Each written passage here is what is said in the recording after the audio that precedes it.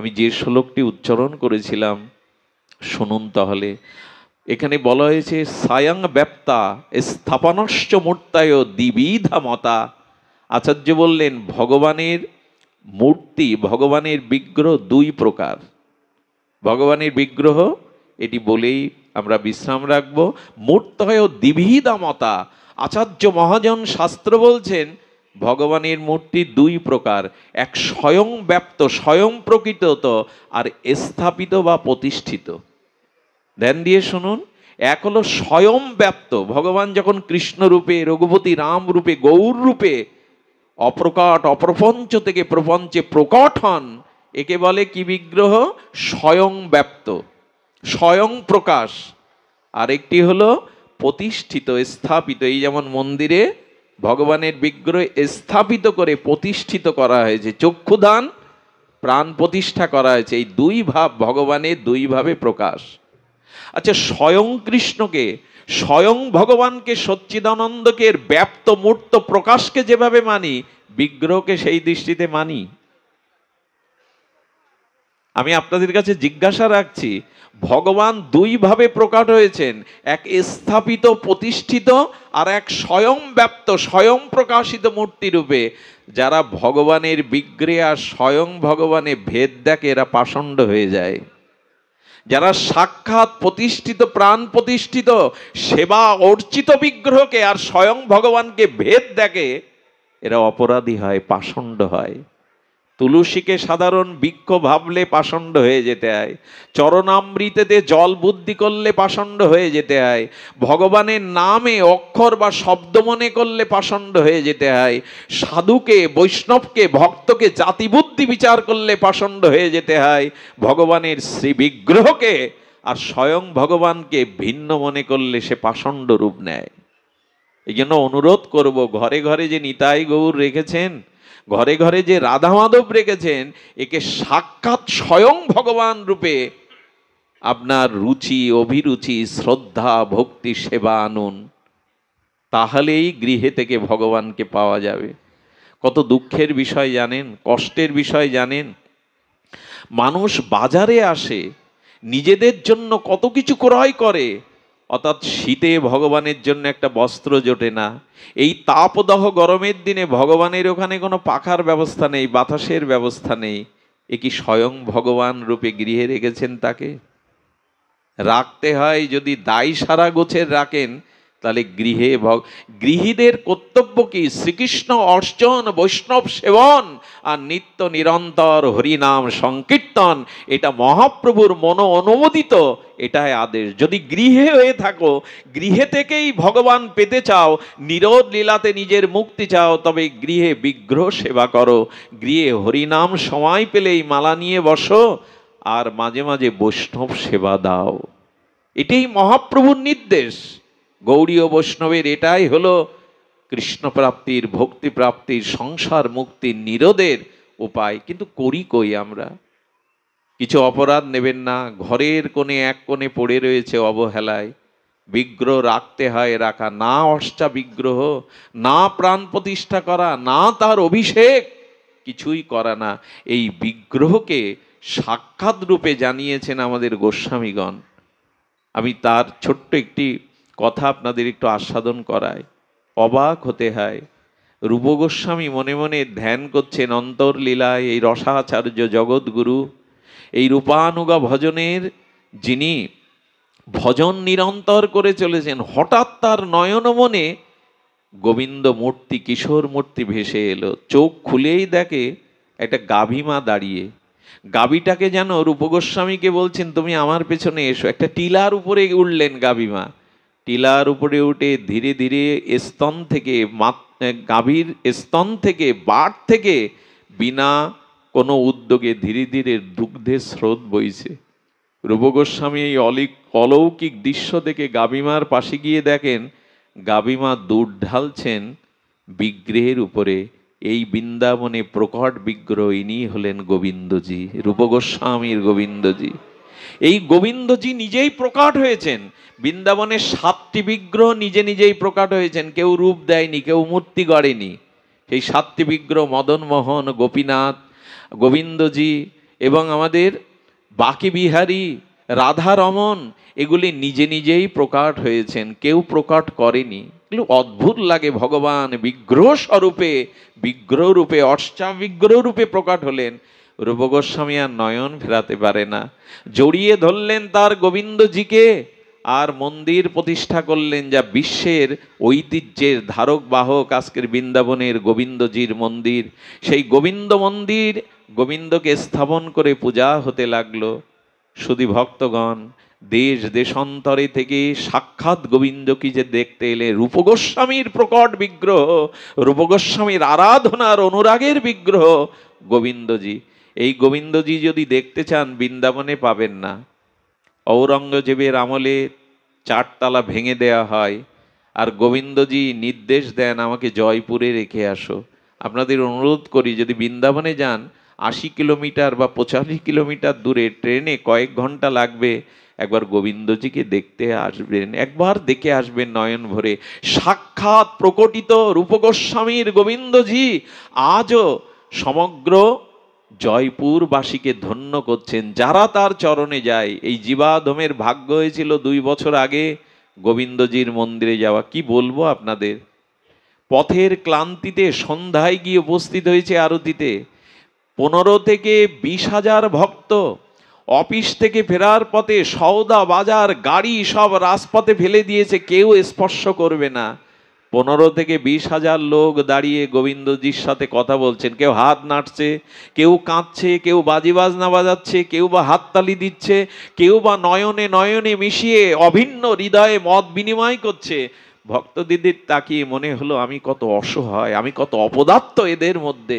এরা বিগ্রহকে বিগ্রহ মনে করে না, সাক্ষাৎ গোবিন্দ দাঁড়িয়ে আছেন। কেউ কাঁদছে, কেউ হাসছে, কেউ বা তুলে ধরেছে তার মনের সংবেদনশীলতা। এভাবে বিগ্রহ দেখতে দেখতে দেখলাম 1 ঘন্টা কখন তারা কাটালো, কেউ যেন নয়ন সরাতে পারে না। একবার দেখে আসবেন। এই গোবিন্দজকি পাওয়ার সাথে সাথে সনাতন গোস্বামীর কানে গেল কথাটি, রূপের কাছে গোবিন্দ প্রকাট হয়েছেন গোবিন্দজি রূপে। সনাতন মনে মনে কি বলল জানেন? ও, তবে রূপ গোস্বামীর কাছেই তুমি প্রকাট হয়েছে, আমি যোগ্য নই, এই জন্য আমার কাছে বিগ্রহ রূপে আসনি তুমি। সনাতনের মনে যখন এই খেদ জাগলো, সেদিন কি হলো জানেন? সনাতন গোস্বামীর কথা একটু বলি। এই আচার্যদের আনুগত্য জীবনচরিত না শুনলে আমাদের ত্যাগ বৈরাগ্য আসবে না। 24 ঘন্টা দিন রাতের মধ্যে সনাতন ভজন করত 20 ঘন্টা। কয় ঘন্টা বাবা? 20 ঘন্টা। সেই অন্তর লীলা স্মরণে আর নামে 20 ঘন্টা কাটাতেন। পারবো তো? আজ যে 4 ঘন্টা থাকতো তাতে কি করতেন জানেন? গিরিরাজ গোবর্ধন পরিক্রমা দিতেন। মথুরায় গিয়ে মথুরাবাসিনী এক বৃদ্ধা মায়ের কাছে আটা ভিক্ষা করতেন। আটা মাধুকরীটা যমুনার জলে মিশিয়ে লবণ বিনা কাণ্ডা ঘুঁটেতে একটু তাপ দিয়ে ওইটুকু তিনি মদনমোহনকে দিয়ে পেতেন। 2 দণ্ড বিশ্রামে যেতেন, 2-24 মিনিট।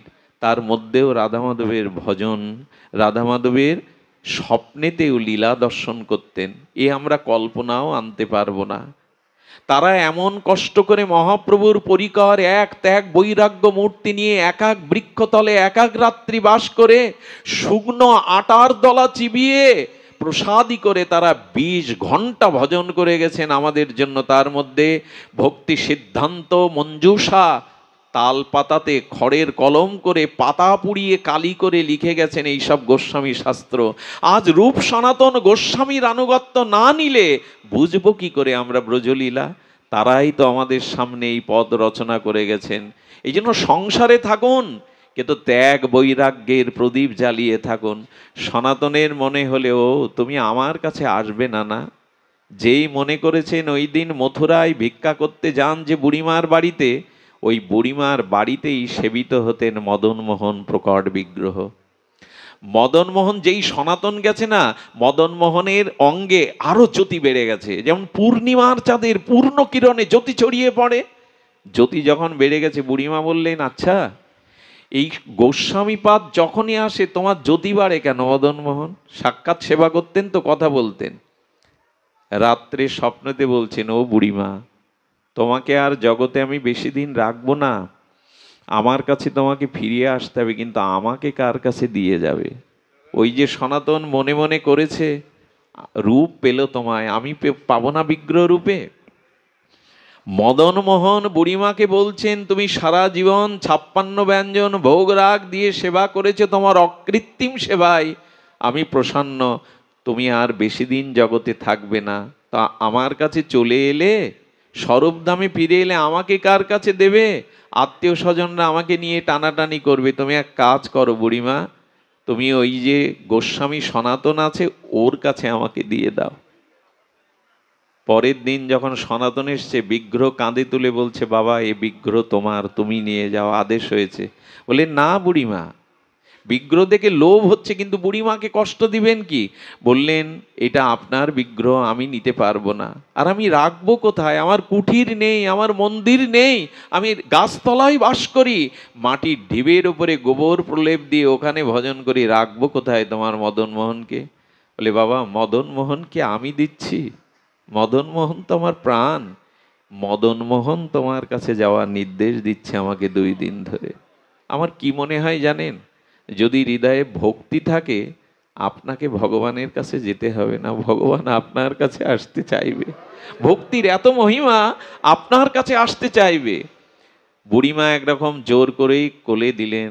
যখন কোলে পেলেন মদন মোহনকে, তখন হৃদয়ে আনন্দ ধরে না, কিন্তু রাখবে কোথায়?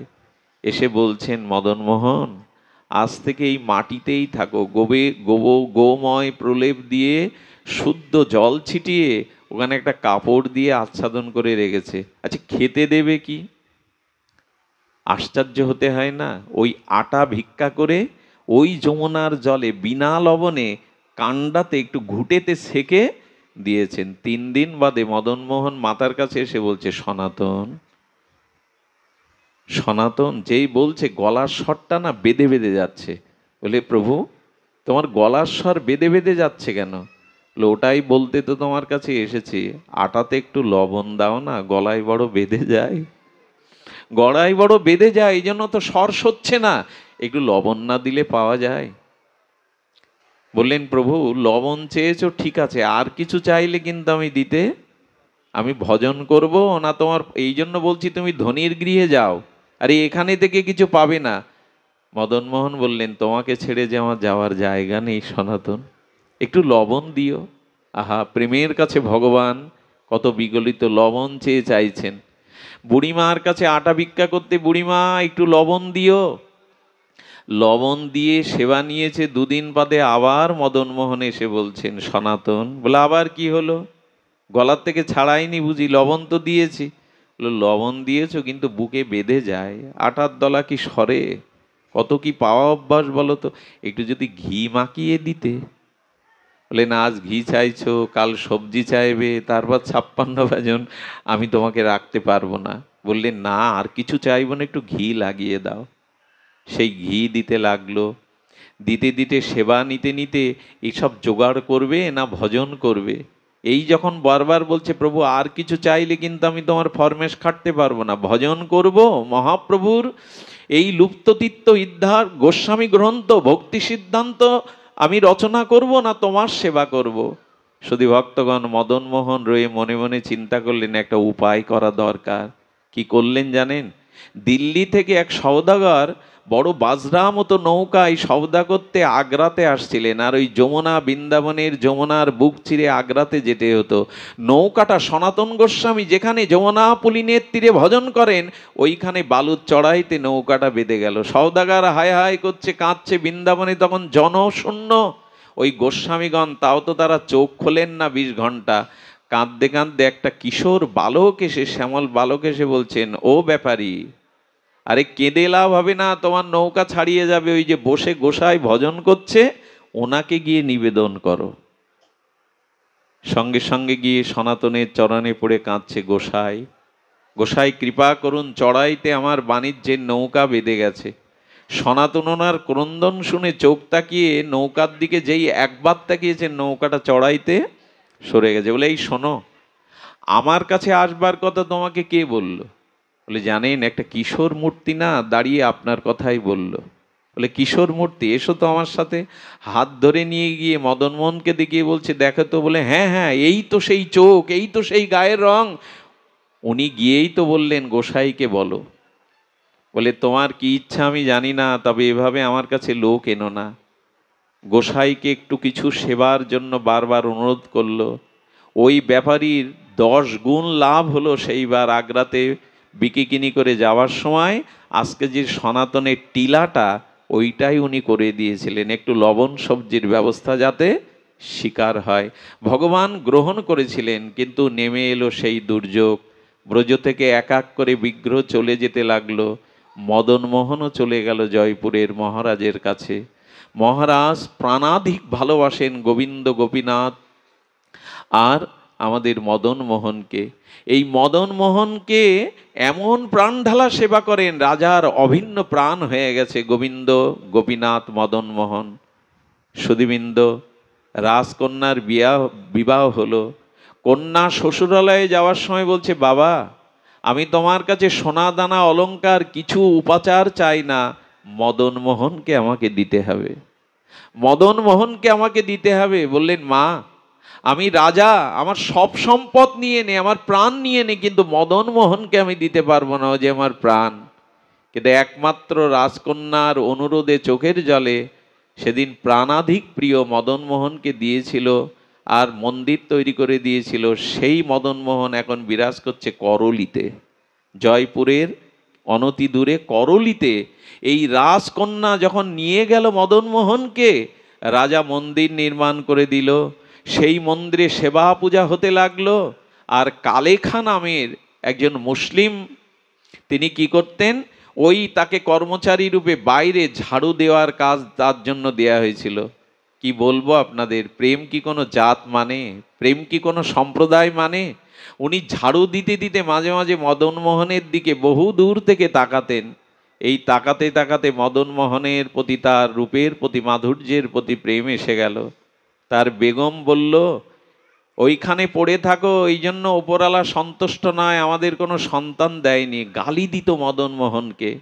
একদিন রাতের অন্ধকারে মদন মোহনের মন্দিরে অনতি দূরে দাঁড়িয়ে বলল, আমার তো প্রবেশ অধিকার নাই, তবে শোনো মদন মোহন, আমাকে কেউ গালি দিলে আমি মেনে নিতে পারি, কিন্তু তোমাকে কেউ কিছু বললে, এই দেখুন ভালোবাসার লক্ষণ, যে যাকে ভালোবাসে তার কোনো অপমান সে মেনে নিতে পারে না। মদন মোহন, আমি তো অন্য স্বজাতি, আমার চাইবার অধিকার নেই, তবে তোমাকে জানাচ্ছি, তোমাকে গালি দিলে আমি কিন্তু সংসার সব কিছু উচ্ছন্নে যাবে, তবে এই গালি নিবারণের জন্য তুমি পারো না একটা সন্তান দিতে? কি বলবো আপনাদের, ওই বছরই কালেখার স্ত্রী গর্ভবতী হলো। তখনই কালেখার স্ত্রী মেনে নিয়েছিল। ভক্তমাল চরিত্র বলছে, না তুমি যাকে ভালোবাসো তার মহিমা আছে, তার মহিমা আছে। সন্তান পেল, শশীকলার ন্যায় 5 বছর 6 বছর বয়স হতো। আর মদন মোহনকে আর গালি দিত না, নয়ন ভরে মদন মোহনের আঙিনা ঝাড়ু দিত কালেখা। ছেলেটাকে সর্পাঘাত হলো, মারা গেল।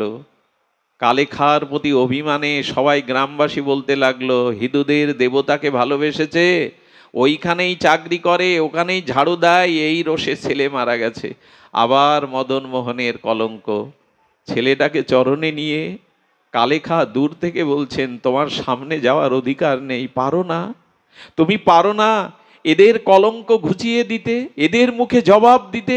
দাও না মদন মোহন, দাও, এই ছেলেটাকে প্রাণ ফিরিয়ে জানিয়ে দাও তুমি জাগ্রত, তুমি পাষাণ নও, তুমি প্রতিমা নও, তুমি কৃপাময়, জানিয়ে দাও। যেই না বলেছে, মদন মোহনের চোখ থেকে একটা দিব্য দৃষ্টি এসে ছেলেটার বুকে প্রবেশ করলো।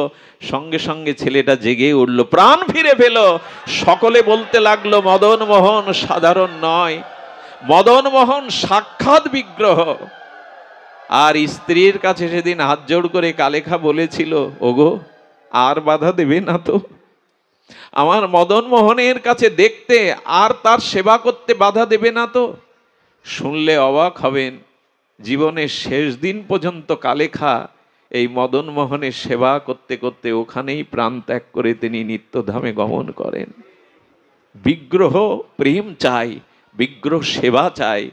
আপনাদের কাছে একান্ত অনুরোধ করব, এই স্থাপয় মূর্তয় দিবিধামতা, এই দুই রূপে ঘরে ঘরে যে নিতাই গৌর আছে তাকে সেবা করুন। আজও ভালো লাগে শীতের দিনে যারা ভগবানকে পোশাক পরায়, 7 দিনে 7 রঙের পোশাক পরায় ভগবানের জন্য, সেখানে আলোর ব্যবস্থা করে, বাতাসের ব্যবস্থা করে, বাজার করতে গিয়ে আলাদা বাজার গোবিন্দের জন্যও করে, গোপালের জন্যও করে। এই সংসারে থেকে যদি ভাবোদয় হয় তবে হয়তো ভক্তির উদয় হতে পারে, নয় হবে, নিশ্চিত হবে।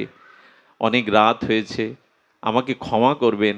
একটি জায়গাতে মুরারিমোহন দাস বাবাজির আজ তিরোধান তিথি ছিল, সেইখান থেকে আসতে একটু বিলম্বিত হলো, আপনাদের চরণে এজন্য ক্ষমা চাইছি। তবে আজকের এখানে যে পরিবেশ, আজকে ভক্তদের যে শোভাগমন, এটা দেখে মনে হচ্ছে ধন্য আপনাদের অঞ্চল, ধন্য এই অঞ্চল, ধন্য এই ভূমি, যেখানে আমার মতো নর্দমার বিষয়ী কোনো কীটকে আর আপনারা হরিকথা শোনের জন্য এত ব্যাকুলতা নিয়ে, এত কষ্ট করে, এত রাত জেগে এই তাপদহের মধ্যে বসে আছেন। আমার মনে হয় প্রভু, তোমার কাছে জীবনে আর কিছু চাওয়ার নেই। এমন ভক্ত সঙ্গে, এমন ভক্ত চরণ প্রান্তে বসে তোমার গুণমহিমা কীর্তন আস্বাদনের যে সৌভাগ্য এই জীবনে পেয়েছি, এটা গুরু কৃপা, মহৎ কৃপায়।